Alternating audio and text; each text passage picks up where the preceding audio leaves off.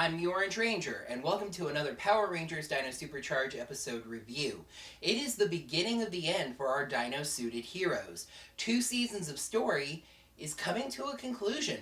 So, let's get serious and dive right in. Here's my review of the 19th episode of Dino SuperCharge, Edge of Extinction. Yeah, about that title. There's actually been some confusion about the titles of this 2-part finale. Some sites had Edge of Extinction Part 1 and Part 2, and some sites had Edge of Extinction and End of Extinction.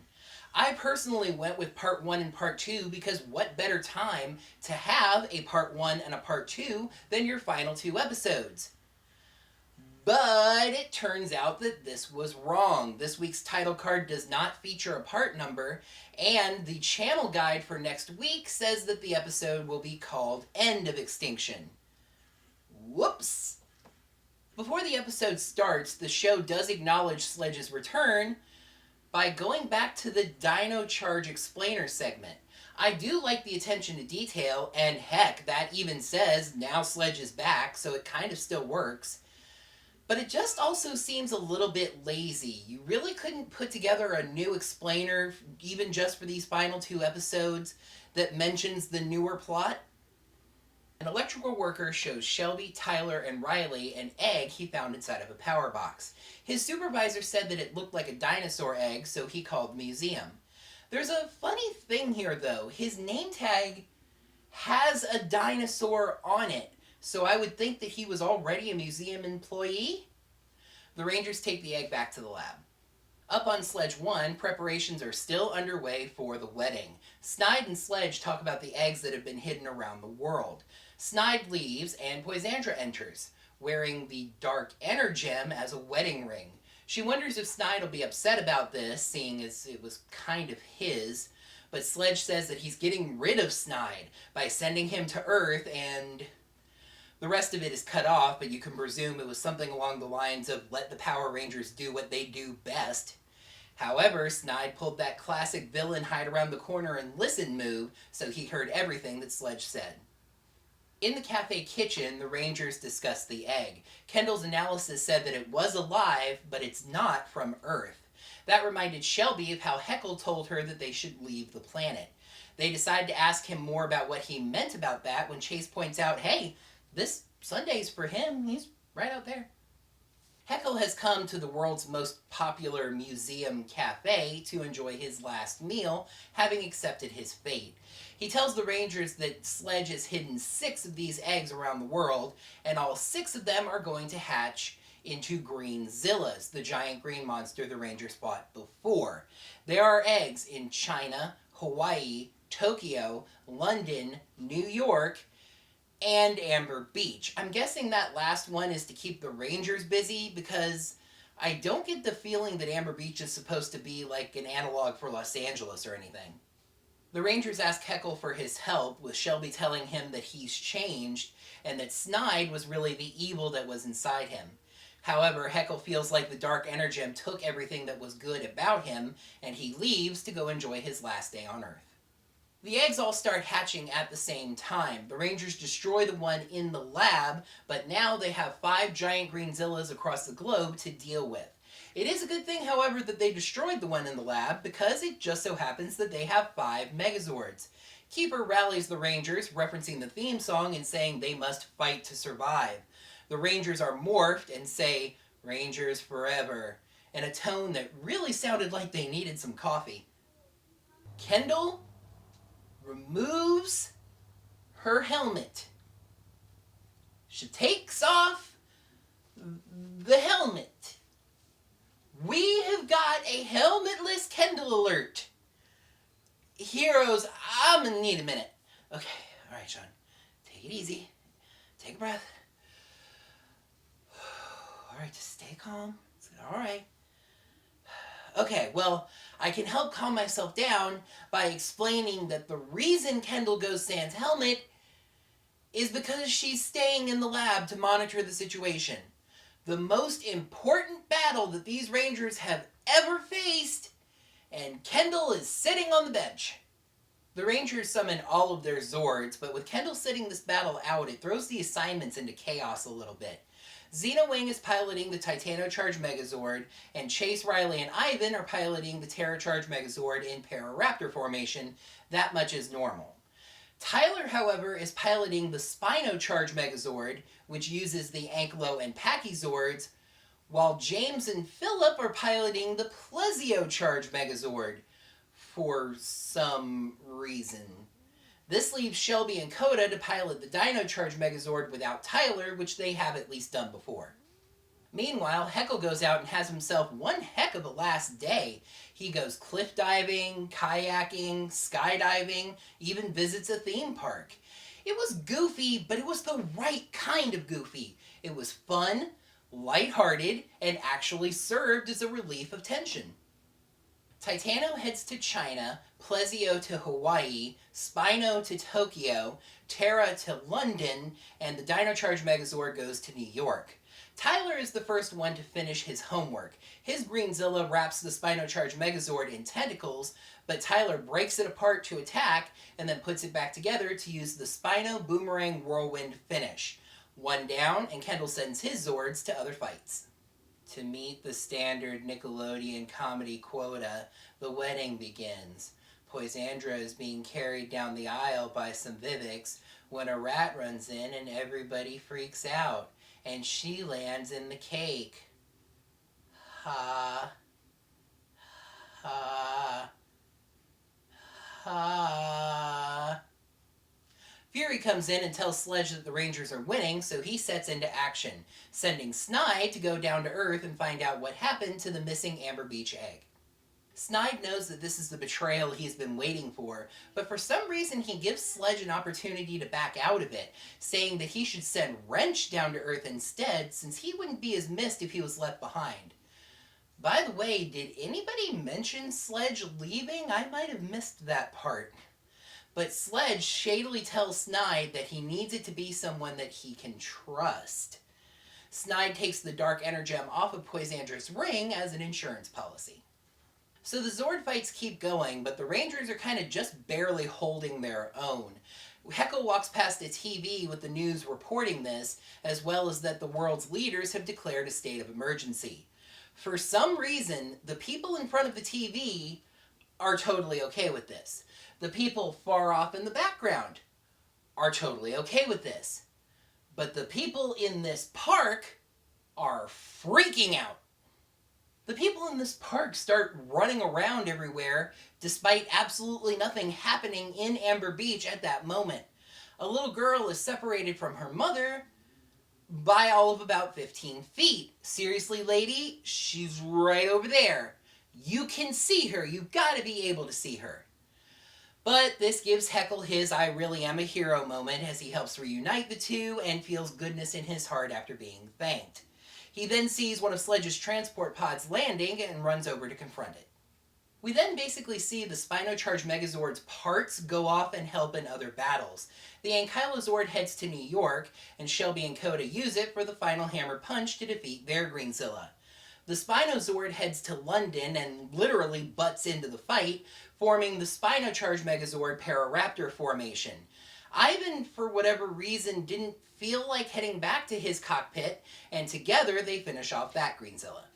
The Pachysword heads to Hawaii to help destroy that Greenzilla. Philip says that James's son, Tyler, has come through once again. How about tossing a little props over to Kendall, who's been watching 5 battles at once and sending Zords to all the right places? With all the Rangers freed up, they're able to toss a fresh set of Chargers over to Xenowing, helping repower the Titano-Charge Megazord and letting it destroy the last Greenzilla.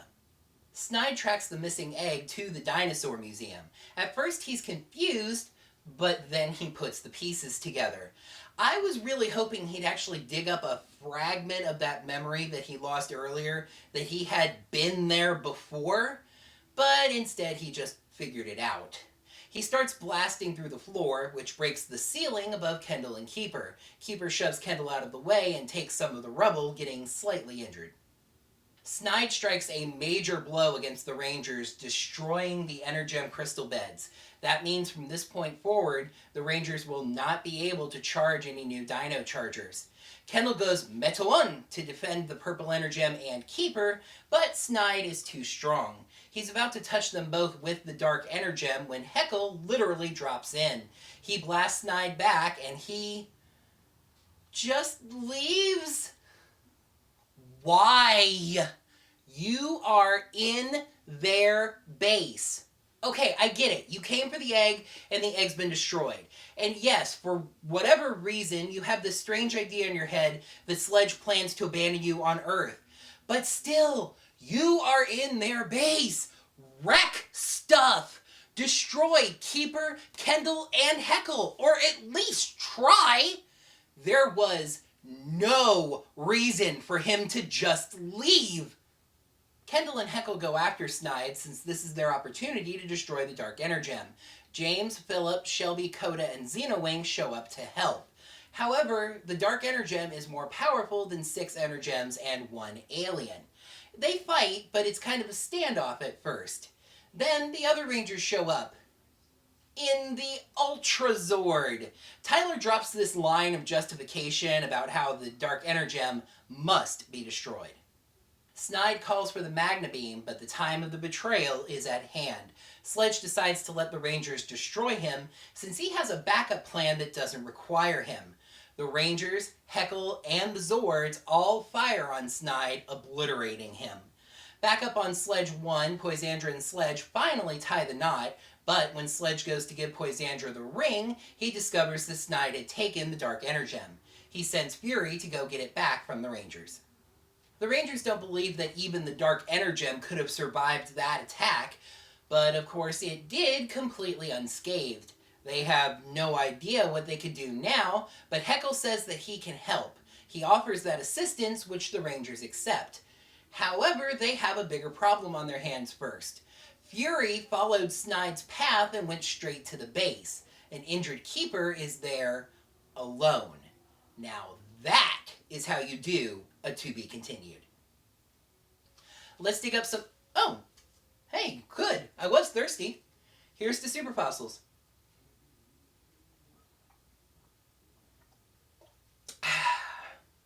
Episode 19, Edge of Extinction.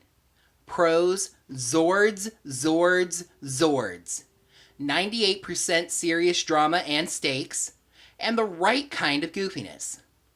Cons, what the heck happened in the park? Snide has confusing motivations, and the wrong kind of goofiness. Good, but with significant questions. Edge of Extinction gets 3.5 super fossils out of 5. Multiple times in these seasons, I've griped about short, anticlimactic Zord fights. Well, ladies and gentlemen, welcome to Good Zord Fights, the episode. The Rangers spend the majority of this episode in the Zords, and they give us good climatic fights. Yeah, it was all Sentai footage, but it was well used and it was well paced out. I also really liked how Tyler finished his fight first, and then those Zords split off to go help with other battles. That was good teamwork. I just still find myself wishing that this show would stick to one Ranger locked to one primary Zord.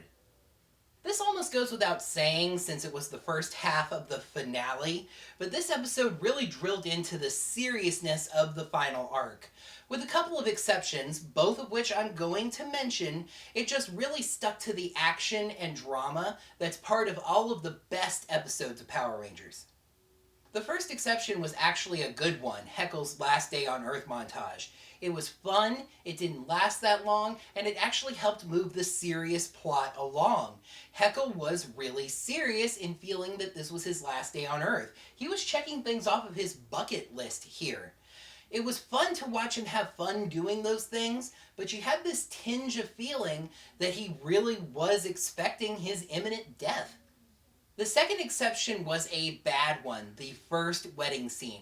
It was the classic case of inserting comedy for its own sake. It was a poor send-up of Rita and Zed's wedding, and was treated more as an eventuality than an actual event. And it's not a Nickelodeon show without stupid slapstick humor. Don't get me wrong, this is better for the villains than it is for the Rangers, but honestly, when I watched this scene for the first time, I put up 5 fingers and then put one down. That's right, at that point I had that episode as a 5, and that dropped it to a 4. Snide was really confusing to me for most of this episode. It started out fine. He learned of Sledge's betrayal and started preparing for it. But when the moment came, instead of confronting Sledge with it, he gives him the opportunity to back out of it. He gets into the Rangers' base and leaves without a reason for the second time. And then even when he's fighting the Rangers on Earth, when he was sent there to be destroyed, he asks the Rangers if they think they can destroy them both. It just kind of feels like he really did think Sledge was going to be on his side, except that he's a smarter character than that, and there were other times where it seemed like he was ready to be the one that came out on top. And seriously, what was up with this scene in the park? A group of people in the park decide to start running around and freaking out like a monster's attacking when nothing's happening. The people watching the TV getting the bad news are fine, and the people far in the background are also fine. And this mother and child separated from each other by all of 15 feet through a clear park, able to see each other. This scene was badly shot and badly directed, and it really stole most, if not all, of the weight out of Heckle finally deciding to be good. Well, it's hard to believe it's almost time, huh? An episode literally 2 years in the making is now just a few days away. So let's take a look at what's in store for episode 20, the core story finale of Power Rangers Dino SuperCharge, End of Extinction. The Dark Energem creates a black hole that takes the Rangers back in time, as they must go to a prehistoric age for their final showdown with Sledge and Fury. That's going to wrap up another Power Rangers Dino SuperCharge episode review. Thank you guys so much, as always, for watching. Make sure to like the video by clicking that like button right down below. Let me know what you thought of this episode and this review in the comments below.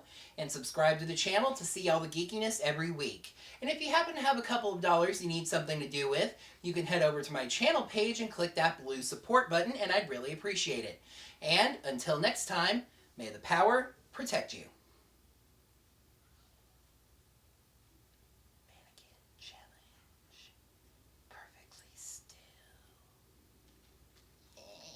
It is the beginning of the end for our